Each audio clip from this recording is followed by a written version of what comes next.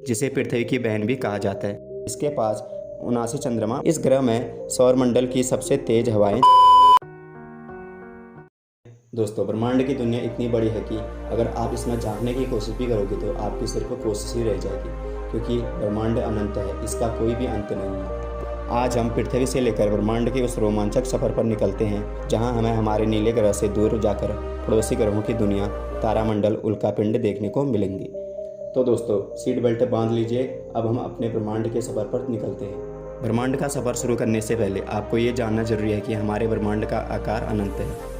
हमारे अंतरिक्ष का ये सफ़र पृथ्वी से करीब 100 किलोमीटर की ऊंचाई से शुरू हो जाता है। यहाँ से आप इंसानों से भरी इस दुनिया को देख सकते हैं, जहाँ हमें बड़े बड़े पहाड़ भी नज़र आते हैं। जैसे जैसे हम आगे बढ़ते हैं, हम अर्थ को एक विशाल गोले के रूप में देख सकते हैं, जो अपनी अक्ष पर घूमती हुई नज़र आ रही है।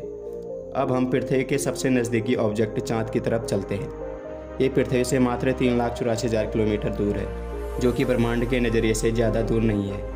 चांद एक चट्टानी पिंड है और यह हमारी पृथ्वी का एकमात्र प्राकृतिक उपग्रह है। जैसे ही हम चंद्रमा की ज़मीन पर पहुंचते हैं तो यहाँ हमें बड़े बड़े क्रेटर और चट्टानें देखने को मिलती हैं। ऐसा माना जाता है कि इन गड्ढों का निर्माण उल्कापिंडों के टकराने से हुआ है। चांद की दुनिया पार करने के बाद हम पहुँचते हैं शुक्र ग्रह पर, जिसे पृथ्वी की बहन भी कहा जाता है, और इसकी सतह भी ऊबड़ खाबड़, पथरीली और बंजर पड़ी हुई है। शुक्र ग्रह में हजारों ज्वालामुखी मौजूद हैं। शुक्र ग्रह का वायुमंडल अधिकतर कार्बन डाइऑक्साइड से बना हुआ है। सल्फ्यूरिक एसिड से भरी बादलों की ये दुनिया बहुत ही अजीब है। अब हम इस सफ़र को आगे बढ़ाते हुए बुध ग्रह पर पहुंचते हैं। यह एक ठोस पथरीला ग्रह है। सौरमंडल के 8 ग्रहों में से यह सबसे छोटा ग्रह है। बुध ग्रह की सतह पर भी चंद्रमा की तरह गड्ढे मौजूद हैं। बुध ग्रह के पास बहुत ही हल्का वातावरण है। इसकी वजह से यहाँ मौसम का कोई अनुभव नहीं होता। अब हम आगे बढ़ते हुए चलते हैं एक विशाल उगलते हुए आग के गोले की तरफ, जिसे सूरज कहा जाता है। यह गोला कई सारी गैसों से मिलकर बना हुआ है। सूरज इतना बड़ा है कि हमारी पृथ्वी जैसे 10 लाख ग्रह इसमें समा सकते हैं। सूरज के बाहरी सतह का तापमान लगभग 5500 डिग्री सेल्सियस है। यहाँ से आगे बढ़ते हुए हम मंगल ग्रह की ओर चलते हैं। जैसे जैसे हम इसके करीब पहुँचते हैं तो हमें मंगल ग्रह की लाल दुनिया नज़र आती है। मंगल ग्रह के पास आते हुए हमें इसके पास एक विशाल चट्टानी पिंड देखने को मिलता है। दोस्तों, ये मंगल ग्रह का चंद्रमा फोबोस है, जो कि मंगल ग्रह के 2 चंद्रमाओं में से एक है।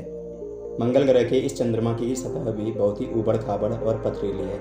यहाँ भी जीवन की कोई संभावना देखने को नहीं मिलती। मंगल ग्रह की जमीन हमें पृथ्वी के ज्वालामुखियों, घाटियों और रेगिस्तानों की याद दिलाती है, और साथ ही आप यहाँ सौरमंडल के सबसे बड़े पहाड़ ओलंपस मॉन्स को भी देख सकते हैं। मंगल ग्रह पर वैज्ञानिक पानी और जीवन की संभावना जताते हैं। मंगल ग्रह ने अपने मैग्नेटोस्फीयर को आज से लगभग 4 अरब साल पहले खो दिया था।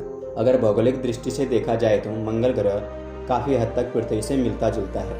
अब हम इससे आगे बढ़ते हैं तो हमें एक विशाल क्षेत्र देखने को मिलता है, जहाँ पर करोड़ों की संख्याओं में क्षुद्र ग्रह मौजूद हैं, जो कुछ मीटर से लेकर किलोमीटर तक आकार में बड़े हैं। ये विशाल क्षेत्र करोड़ों किलोमीटर में फैला हुआ है। इसी जगह से ये पत्थर कभी कभी हमारी पृथ्वी की ओर भी आ जाते हैं। ऐसा ही पत्थर आज से करोड़ों साल पहले आया था, जिसने पृथ्वी पर डायनासोर का खात्मा कर दिया। तो दोस्तों, इससे आगे बढ़ने पर हमें सौरमंडल का सबसे बड़ा ग्रह जुपिटर देखने को मिलता है। यह 1/4 हीलियम द्रव्यमान के साथ मुख्य रूप से हाइड्रोजन से बना हुआ है। इस ग्रह में ज़्यादातर गैसें हैं और इसके पास 79 चंद्रमा मौजूद हैं। अब हम सीधा शनि ग्रह की ओर चलते हैं। जैसे ही हम आगे की ओर बढ़ते हैं तो हमें एक विशाल रिंग वाला प्लैनेट नज़र आ रहा है। ये भी जुपिटर की तरह एक गैसीय पिंड है और इसके अंदर कोई भी ठोस सतह मौजूद नहीं है। शनि ग्रह के पास कुल 82 चंद्रमा हैं। अब हम सीधे यूरेनस की तरफ चल पड़ते हैं। ये भी एक गैसीय प्लैनेट माना जाता है। यहाँ पर बर्फ़ की मात्रा ज़्यादा होने के कारण इसे आइस जायंट भी कहा जाता है। यहाँ का सबसे कम टेम्परेचर -224 डिग्री सेल्सियस तक गिरता है। इसके पास 27 चंद्रमा है।